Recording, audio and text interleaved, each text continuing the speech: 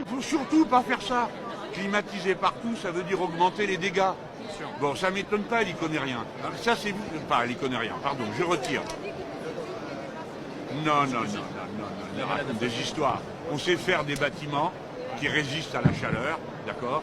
Il y a des techniques et parmi elles des choses les plus, incroyables. Par exemple, le retour de terre, bois, paille comme matériau de construction plus résistant au feu que le béton. Ouais. Eh bien, allez, faut faire du jus de cerveau. Il faut pas faire. Il y a 1000 manières d'isoler un bâtiment. On pourra en discuter. On peut les regarder toutes. Ce qui est sûr, c'est qu'il y a deux choses à pas faire. Laisser les choses en l'état. Et deuxièmement, aggraver le mal en croyant le soulager.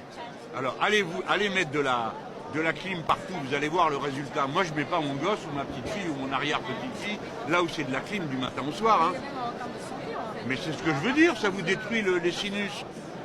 Prenez le TGV pour aller à Marseille, vous tapez 3 heures pour y aller, 3 heures. Waouh. Je sais pas si c'est la minute de vidéo où j'ai entendu le plus d'absurdité de toute ma vie. Déjà, on va commencer par la fin.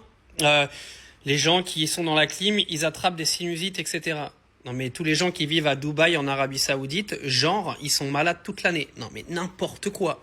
En plus, ça a été prouvé scientifiquement que la clim ne rend pas malade. Ça, c'est le premier point. Deuxième point, bah oui, Jean-Luc, détruisons toute la France. Détruisons tous les bâtiments et puis refaisons tout comme les 3 petits cochons. Une petite maison en paille, une autre en pierre, une autre en bois, puis on verra qui souffle dessus le plus fort. Non mais sans déconner, on peut pas en fait arriver à un moment à accepter ce genre de politiciens dans nos pays, c'est pas possible en fait.